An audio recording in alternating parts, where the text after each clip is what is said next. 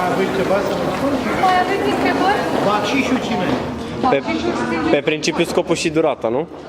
Scopul spune niciodată.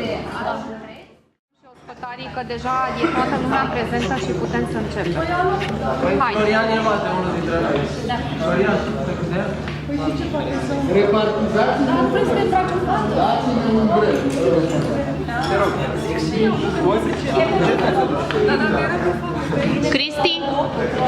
Cristi, o iei pe Diana. Da? Dorin, deci unul din băieți. Da? Și un, hai, din băieți.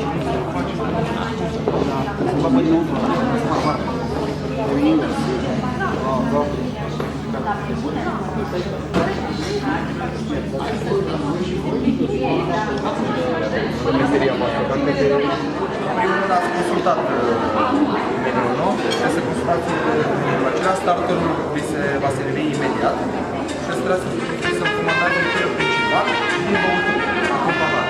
Dar după aceea să meditați taxa de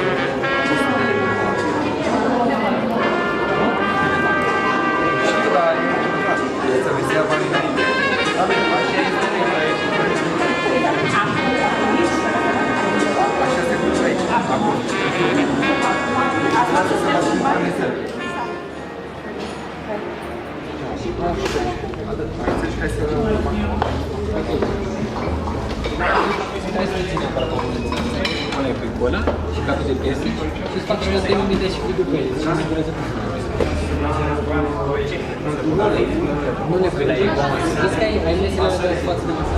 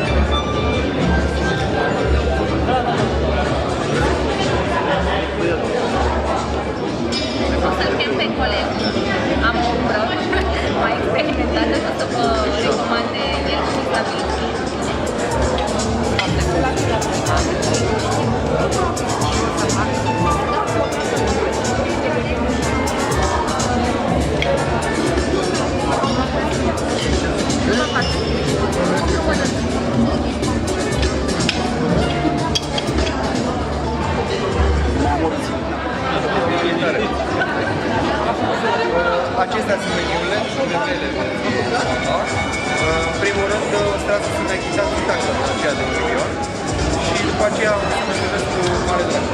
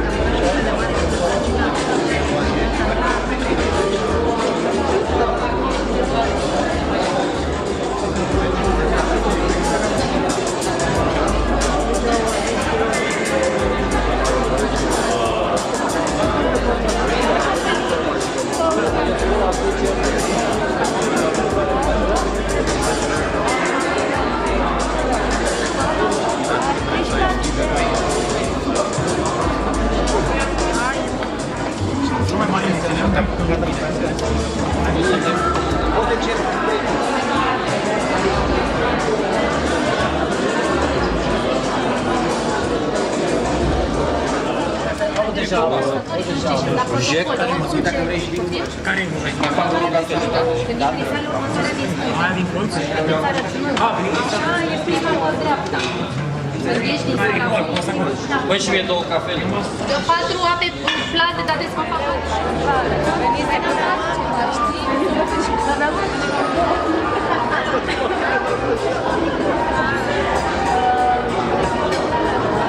ovviamente da dimorare.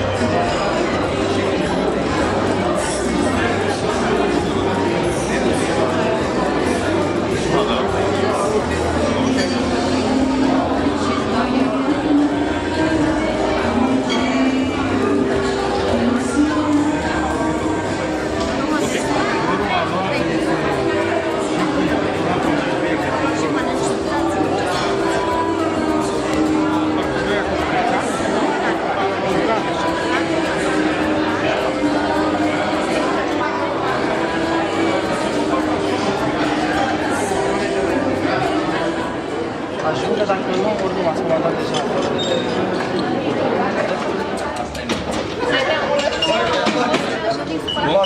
Asta e la masa 7. Apă minerală cu lămâie. Ați auzit? Masa Am două preferiți, un post și un gustament. Ai recomandat? așa, dacă mi-a dat 9 lei. Păi mă duseau niște bani de...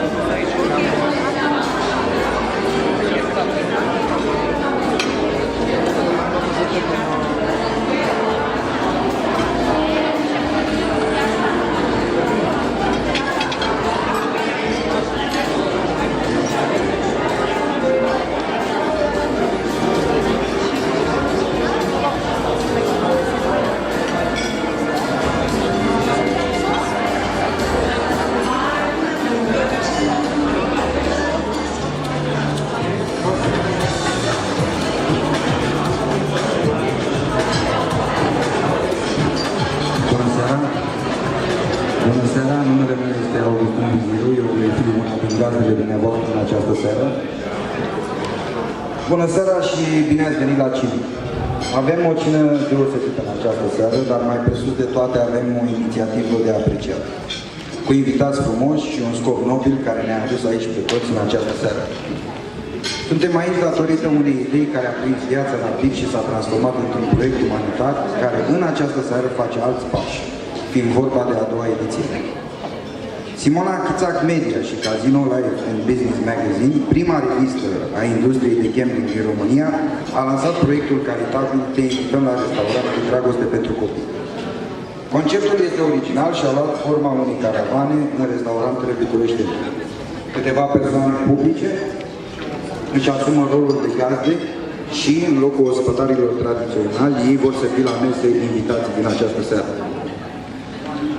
Câștigurile astfel obținute, parte din notele de plată, cât și bacșișurile, vor ajunge și vor fi donate Centrului de Terapie pentru Copii cu Autism și Sindromul ADHD, M-Service Therapy Children Clinic din București.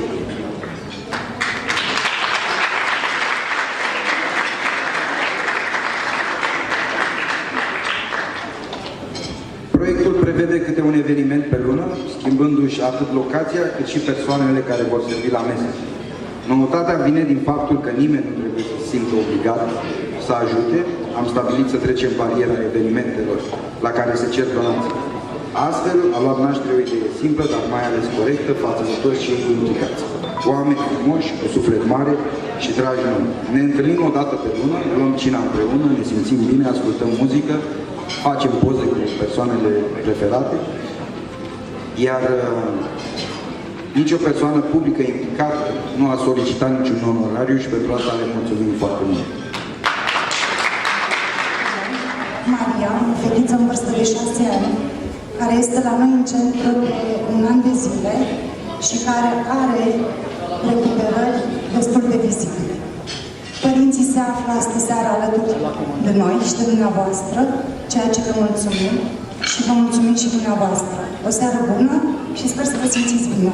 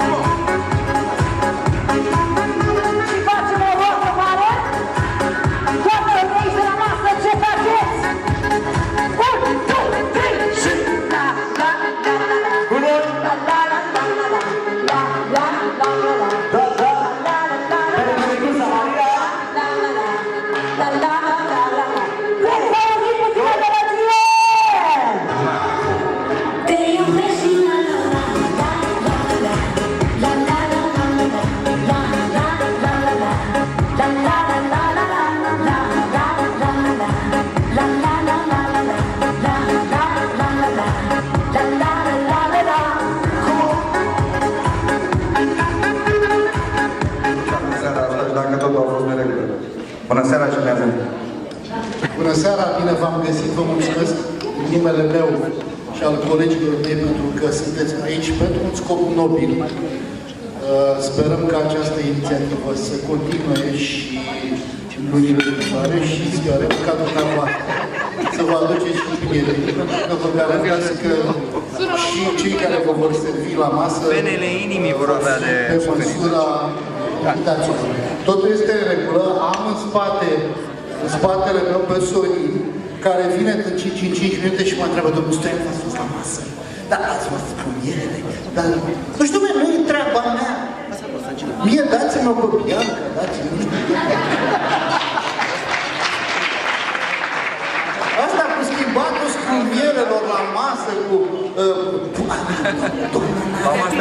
Păi și ce să-i fac, frate, să ducă să zicea? Dacă e foame, să duce vis-a-vis și atunci conflict și cu asta cu ei. Interesant aici, nu vă uitați. Să nu vă uitați. Ce problemă, domnule? Strângeți forile. De ce să le strângeți? Sunt reacții firești la un moment dat. Dar e bine că lumea dansează, e bine că lumea vede, e bine că vizirul se uită. Vă urez în continuare tot ceea ce vă doriți să se îndeplinească, multă, multă bucurie și dragoste. Mulțumim frumos, vă mulțumim frumos.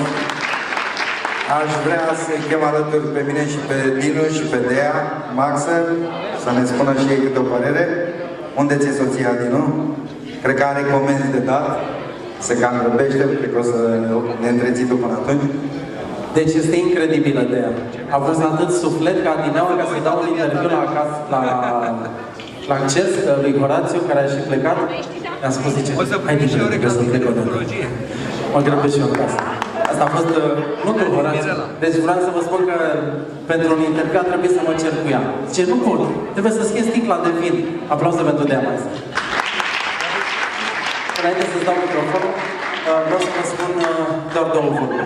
Felicitări, Simona, pentru această idee. Am îmbrățișat-o cu drag amândoi. I s-a părut extraordinară. Pe ideea că oricum ești în oraș, atunci când ai probabil o sumă asemănătoare, dar sunt convins că ați fost mai generoși decât într-o seară obișnuită, pentru un astfel de eveniment și atunci când vine și cântă atâția artiști plăcuți și evident sper că apreciați că vă servim și noi. Așadar, sunt convins că atunci când dăruiești, așa cum ați făcut voi astăzi, meritați să primiți și în momentul acesta permiteți-mi ca eu alături de stafful din această seară să vă aplaud.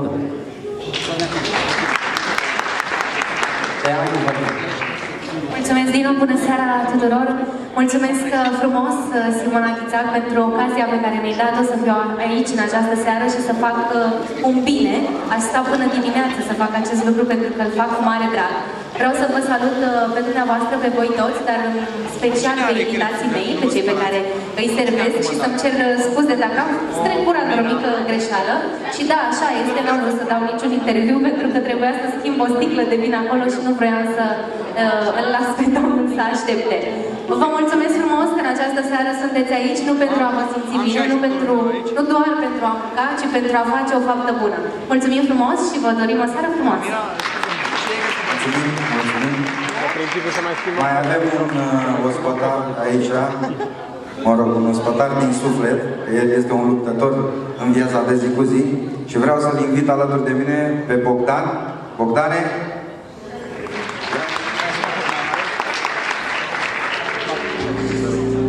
Și vedete de primătarie care fac în această seară o muncă deosebită.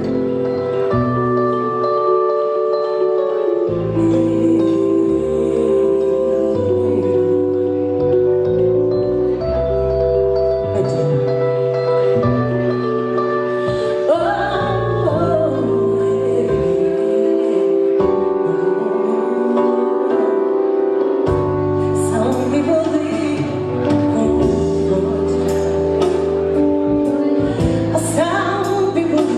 that